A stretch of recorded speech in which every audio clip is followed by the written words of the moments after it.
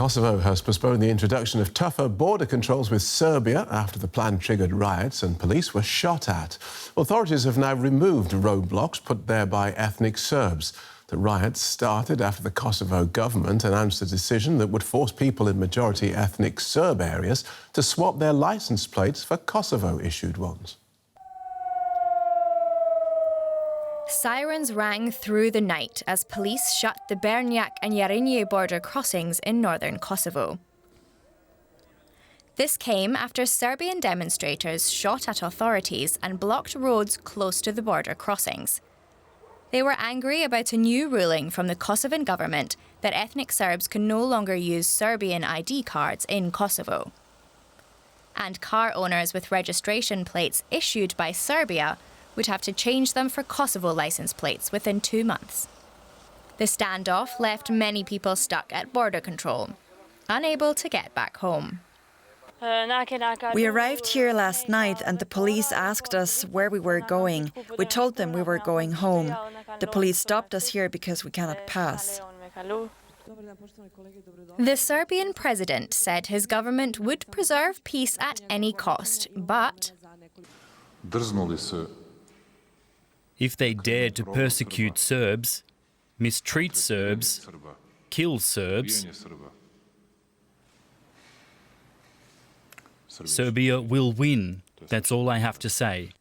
The Kosovan government released a statement maintaining that multiple aggressive acts were perpetrated this afternoon and evening, instigated and planned by Belgrade authorities. Tensions between the two countries are now the worst they've been in years. Kosovo declared independence from Serbia in 2008. Serbia has refused to recognise Kosovo's statehood, even though it has no formal control there. Kosovo's fragile peace is maintained by a NATO mission which has 3,770 troops on the ground. NATO's KFOR said that they are prepared to intervene if stability is jeopardised. They released a statement saying that our NATO-led KFOR mission is fully focused on the daily implementation of its UN mandate to ensure a safe and secure environment and freedom of movement for all the people of Kosovo. The Kosovan government has agreed to postpone the new rulings until September 1st, as the ethnic Serbs have removed the barricades. Soldiers from both sides continue to patrol the border, following the unrest. Let's get into this with Rudiger Rosig.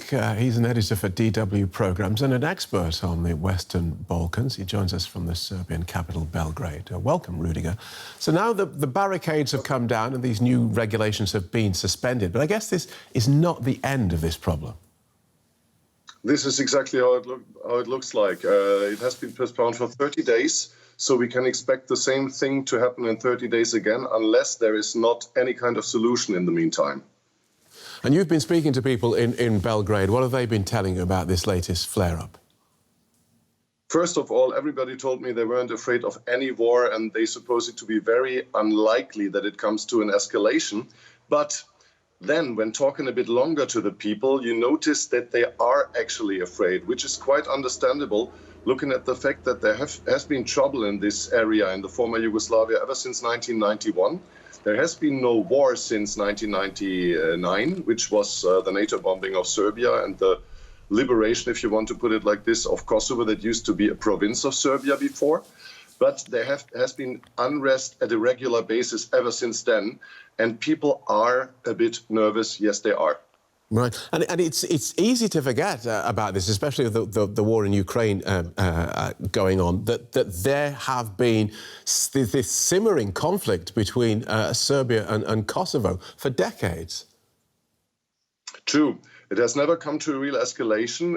Actually, a real escalation is as well very unlikely. As you already mentioned, there's almost 4,000 NATO troops standing in the area, and all countries but Bosnia-Herzegovina in the neighborhood are NATO member countries.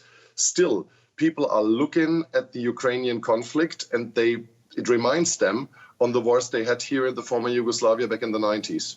Right. And as you say, NATO troops are still there.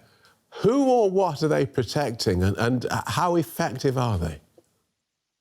They are protecting peace in Kosovo. They are protecting in a EUFOR mission, which is in the end a NATO mission as well, in Bosnia, the peace in Bosnia. And the neighboring countries from Albania to Croatia are all but Bosnia and Herzegovina and Serbia NATO members. So they are protecting the alliance as such. Right. And if you look at the wider context, Serbia is probably Russia's closest ally in Europe. Does any of this have a connection to the war in Ukraine? It certainly has, in terms of that Russia has for years used the Western Balkans as a hotstop for troublemaking, for making problems for the international community, for disrupting the peace and the processes leading to peace here. On the other hand, the next Russian border is far away. There are no Russian troops nearby. And whether Serbia is really an ally of Russia is a good question. Serbia is completely dependent economically on the European Union. The Russians' investment here is down to 1.7%, so it's basically not important. And I think this is more of a propaganda battle than anything material. And you've got to wonder, though, given all these tensions, and given that Russia is sort of looking over everyone's shoulder at this, why did Kosovo choose this moment to impose this when this was this notion of changing the driving license or the license plates? It seems from the outside not a major issue. That's true. It is not a major issue for the people living here either, but it is a major issue for the Kosovo government, because Serbia has been treating Kosovo ever since the country became independent, or even longer, in that fashion. So it's kind of understandable that the Prime Minister Albin Kurti at a certain point wants this to change, and he doesn't have to see any other means to go into that direction. OK. Thank you so much for joining us and outlining that so clearly. Rudiger Rosig in Belgrade. My pleasure.